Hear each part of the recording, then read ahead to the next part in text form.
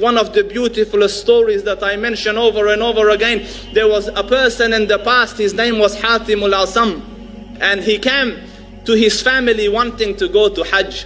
He said, I want to go to Hajj, but I don't have enough provisions for you guys. So what do you say? So the wife said, no, khalas, do it some other times when you have the means. But the daughter was special. So she said, Dad, Inna Allah huwa al-Razzaq zul quwwati al-Mateen. Go, Allah will provide for us. So the dad took heart from this and went. And when he went, a little while later, a couple of weeks later, the provisions ran out. So the mom and the rest of the siblings, like, you big mouth, huh? What happened? So the little girl went to the back room and she raises her hands and she says, Oh Allah, you said in your word is the truth that whoever has Allah consciousness, you will find a way out and you will provide from means unanticipated. And her hand is in the dua and the door knocks. So she goes and opens the door and it's the guard of the governor. You know, His Excellency is crossing through here, he's thirsty. Do you have any water? So she went and got water and made it nice, presentable, you know, and the man took the water, took it to the governor, and the governor drank the water and he found in it delight.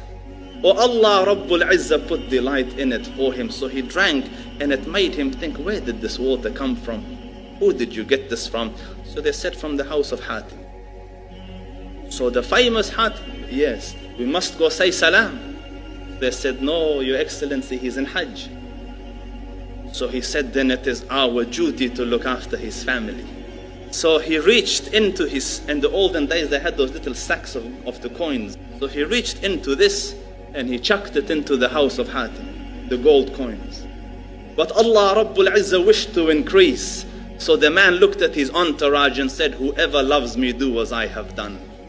So all the entourage took their purses and chucked it into the house of Hatim. Pretty soon gold coins were loitering around on the floor and the little girl started to cry.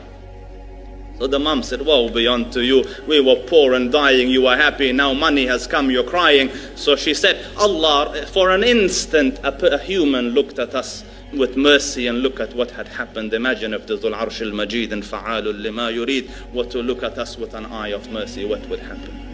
And you say, but I don't know how to deal with family, I don't know how to bring up kids, I'm having challenges. Allah Rabbul Izzah says, وَاتَّقُوا اللَّهَ وَيُعَلِّمُكُمُ اللَّهِ. Have taqwa, Allah will teach it to you. Have taqwa, Allah will show you the way. Allah Rabbul Izzah says, إِنَّ اللَّهَ يُحِبُّ الْمُتَّقِينَ. Allah loves those who have taqwa.